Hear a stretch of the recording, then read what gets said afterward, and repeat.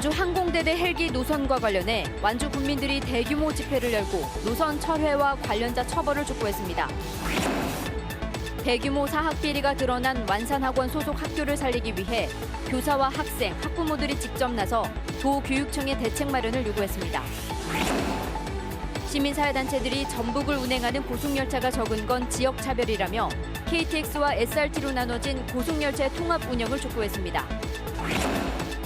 시민들이 휴식을 취하는 도심공원이 무분별한 이용과 관리 소홀 때문에 흉물로 전락하고 있습니다.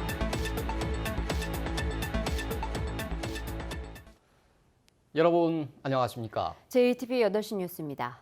전주 항공대대 헬기 노선 문제에 대해서 완주 군민들의 반발이 갈수록 커지고 있습니다.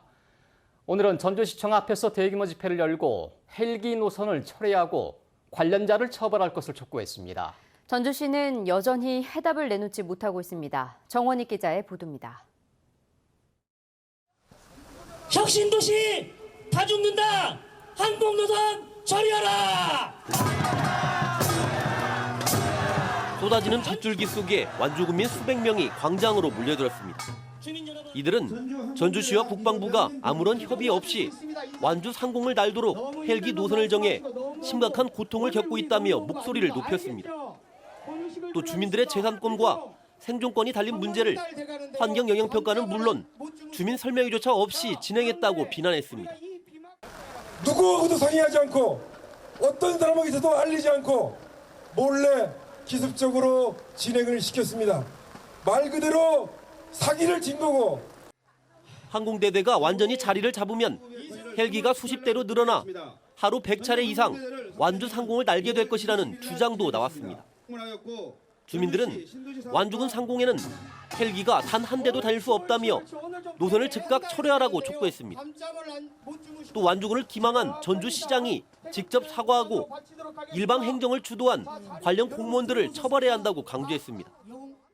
헬기 노선이 처리되지 않는다면 10만 완주 군민은 불길처럼 일어나서 모든 책임은 김승수 시장이 질 것이라는 것을 강력히 경고하면서 완주 국민들의 반발은 더욱 거세지고 있지만 전주시는 여전히 해답을 내놓지 못하면서 당분간 갈등은 계속될 것으로 보입니다. JTBC 뉴스 정원익입니다. 전주시와 대규모 사학 비리가 드러난 완산학원 소속 학교를 살리기 위해서 교사와 학생, 학부모가 직접 나섰습니다. 이들은 정상화 대책위원회를 구성하고 재단 이사 교체와 사학 비리 근절 방안을 도교육청에 요구했습니다. 조창현 기자가 보도합니다.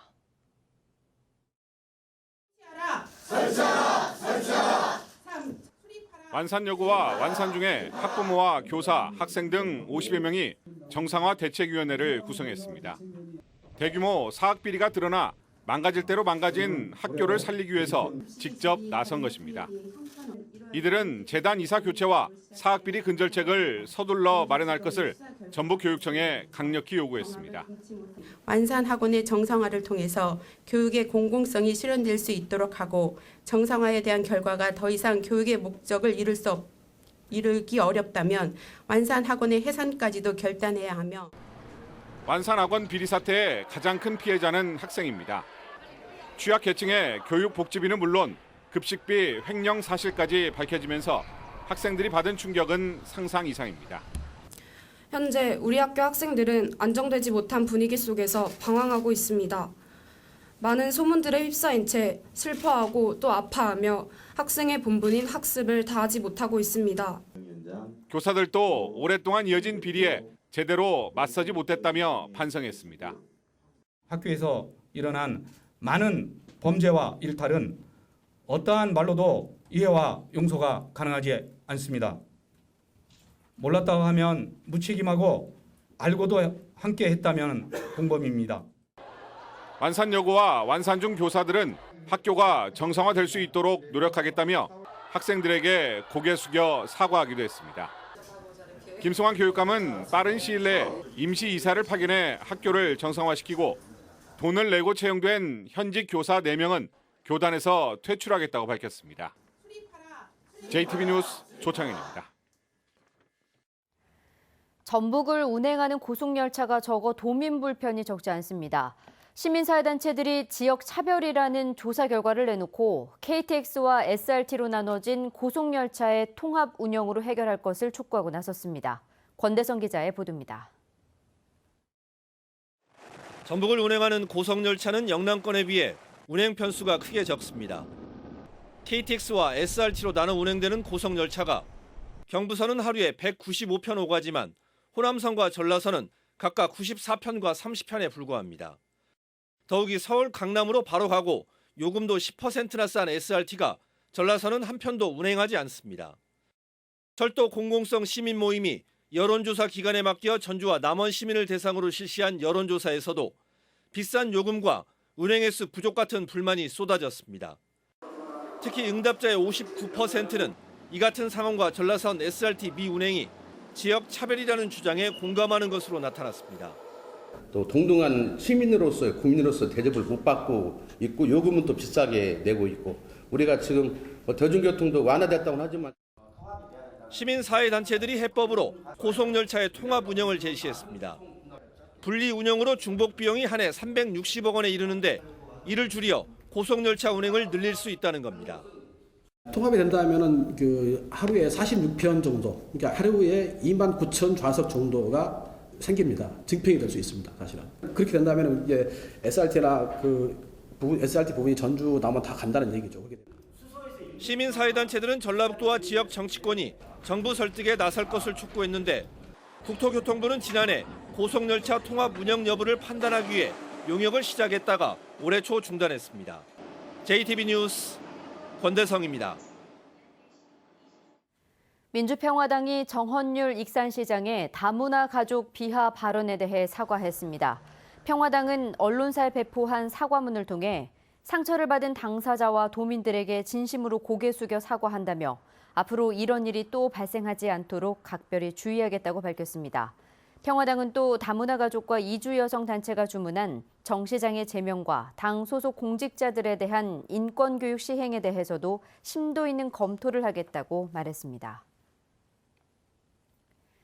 민주당과 평화당이 대한노인회의 선거 활용 시비로 공방을 벌이고 있습니다. 평화당은 민주당이 도당 산하에 대한노인회 구성원이 참여한 노인위원회를 발족시키자 국가 보조금을 받는 단체로서 정치적인 중립 의무와 선거법을 위반했다며 경찰에 수사를 촉구했습니다. 민주당 전북도당은 이에 대해 노인회 구성원의 개인적인 정치 활동에는 아무런 제약이 없으며 노인 복지에 대한 현장의 목소리를 반영하기 위한 조치라며 무책임한 정치 공세라고 맞받았습니다. 도심공원은 시민들이 잠시나마 휴식을 취할 수 있는 소중한 공간입니다. 하지만 시민의식은 실종되고 관리도 제대로 되지 않아서 흉물로 전락한 곳이 적지 않습니다. 나금동 기자가 보도합니다. 전주천 둔치에 조성된 산책로입니다.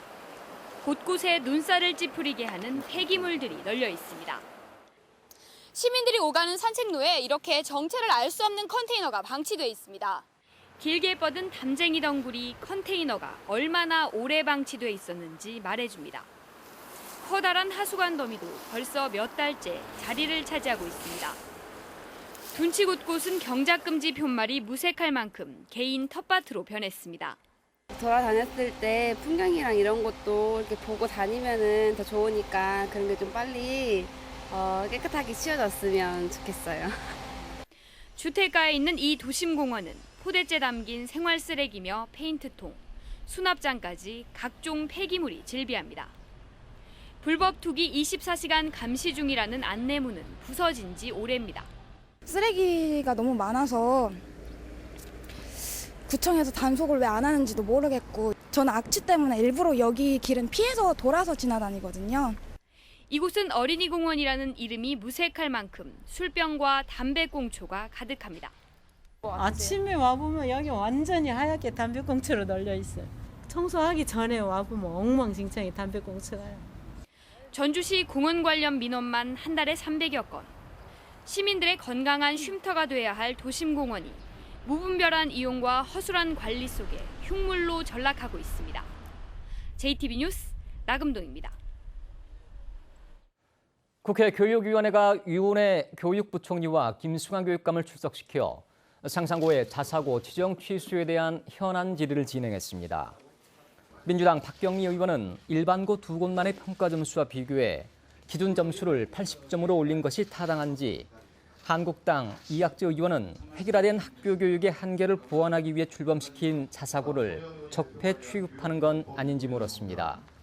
하지만 정의당 여영국 의원은 최근 유은혜 교육부총리의 발언이 상상고 평가 과정이 합리적이지 못했다는 인상을 준다며 전북교육청을 엄호했습니다.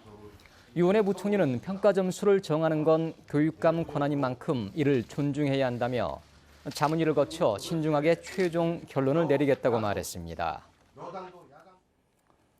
전주시민회 등 시민단체 3곳은 오늘 전주시청에서 기자회견을 갖고 전주 종합 리사이클링 타운 주민협의체 위원장 등 3명을 검찰에 고발했다고 밝혔습니다.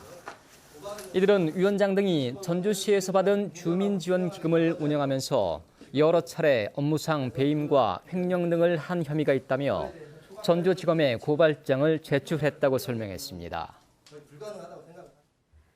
식생활이 변하면서 소비가 크게 줄고 있는 농산물 가운데 하나가 바로 보리입니다. 1인당 소비량이 1970년대는 37kg이나 됐지만 지금은 1kg밖에 되지 않는데요. 이 꺼져가는 보리 산업을 되살리기 위해 최근 내놓은 컬러 보리가 인기라고 합니다. 보도에 송창용 기자입니다. 검은색 보리인 흑누리를 기계에 넣고 잘 볶습니다. 커피콩과 함께 가루로 만들어 뜨거운 물로 우려내면 한국인이 좋아하는 숭늉 맛이 더해진 커피가 됩니다. 흑누리는 또 다른 검정보리인 흑수 정찰과 함께 건강음료 원료로도 쓰입니다. 이 음료수는 출시 1년 4개월여 만에 5천만 병 넘게 팔렸습니다.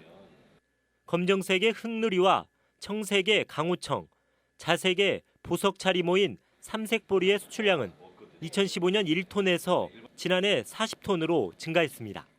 팔로 걱정 없고 개화 그러니까 저희들은 농사만 지어놓으면 회사에서 와가지고 수확하고 건조까지. 컬러보리의 상품성은 무궁무진합니다. 맥주용 검정보리인 흑호의 경우 단백질은 적고 항산화 성분이 많아 기능성 맥주로 인기입니다. 컬러보리가 전체적으로 보면은 시장이 전체적으로 커갈 것이다라는 그런 예상을 하고 또 거기에 맞게 또 준비를 해나가고 있습니다. 기능성 성분이 풍부한 컬러보리가 보리 산업의 활성화를 이끌고 있는 셈입니다. 보리에 대한 소비가 줄어들고 있는데 최근에는 그러한 건강기능식품에 대한 국민들의 관심이 증가하기 때문에 이와 같이 어떤 기능성을 가지고 있는 컬러보리를 개발을 함으로써 실제적으로 보리 소비를 촉진시키고자 하고 있습니다. 농촌진흥청은 앞으로 다양한 컬러보리 가공 제품을 개발해 재배 면적과 농가 소득을 함께 늘릴 계획입니다. JTBC 뉴스 송창용입니다. 전북의 전기자동차 업체에 투자가 잇따르고 있습니다. SNK모터스는 오늘 전라북도 새만금개발청과 투자협약식을 갖고 새만금 산업단지에 1,118억 원을 투자해 전기자동차 조립생산 공장을 짓겠다고 밝혔습니다. SNK모터스는 중국의 송과자동차와 합작해 연간 10만 대 전기자동차를 생산할 계획입니다. SNK모터스가 투자를 결정하면서 전북에 투자를 약속한 전기차 그룹은 IT 엔지니어링과 나노스, MS그룹, 에디슨 모터스 등 5곳으로 늘었습니다. 고창 선운사에 있는 석조 지장보살 좌상이 보물 제2031호로 지정됐습니다. 석조 지장보살 좌상은 고려 말과 조선 초에 유행한 두건을 쓴 보살상으로 이 시기에 지장신앙과 지장도상 연구에 귀중한 사례로 평가받았습니다. 이와 함께 철기시대 유적지인 완주 갈둥에서 출토된 동검동과 거푸집은 보물 제2033호로, 청동거울인 정문경은 보물 제2034호로 각각 지정됐습니다. 군산대학교가 황룡도서관 리모델링 공사를 마쳤습니다. 리모델링을 마치고 새롭게 문을 연 황룡도서관은 24시간 열람실과 그룹 스터디룸, 스마트 열람실, 휴게 공간 등을 가졌습니다. 군산대학교는 새롭게 개관한 황룡도서관을 주민에게도 개방해 정보 공유의 장으로 활용할 계획입니다. 프로농구 전주 KCC가 전창진 기술 고문을 새 감독으로 내정했습니다. KCC는 다음 시즌 선수단 등록 마감일인 다음 달 1일 KBL에 전창진 신임 감독의 등록을 신청할 예정입니다. KBL은 KCC가 등록을 신청하면 전창진 감독 내정자에게 내렸던 무기한 등록 자격 불허 징계의 철회 여부를 결정할 예정입니다. 전창진 감독 내정자는 지난 2015년 불법 스포츠 도박과 승부 조작 혐의를 받았지만 최근 무죄 확정 판결이 내려졌습니다. 전주지법 군산지원 제1형사부는 친형을 살해한 혐의로 기소된 48살 A씨에게 징역 5년을 선고했습니다. 조현병을 앓고 있는 A씨는 지난 3월 익산에 있는 자신의 집에서 정신과 진료를 권유하던 친형을 흉기로 찔러 살해한 혐의로 기소됐습니다. 재판부는 조현병을 제때 치료받지 못한 피고인이 우발적으로 범행을 저질렀고 피해자 가족이 처벌을 원하지 않은 점 등을 감안해 형을 정했다고 밝혔습니다. 군산경찰서는 여성의 신체를 불법 촬영한 혐의로 21살 A씨를 붙잡아 불구속 입건했습니다. 군 복무 중인 A씨는 외출을 나온 지난 21일 오후 6시쯤 군산시 미룡동의 한 거리에서 불특정 다수의 여성 치마 속을 휴대전화로 몰래 촬영한 혐의를 받고 있습니다. 경찰은 A씨가 제출한 휴대전화에서 불법 촬영 사진들이 삭제돼 있어 복원 작업을 벌이고 있다고 밝혔습니다. 오늘 아침 8시 25분쯤 군산시 소룡동 세아 베스틸 군산 공장에서 55살 이모 씨가 6m 깊이 냉각탑 안으로 추락하는 사고가 났습니다.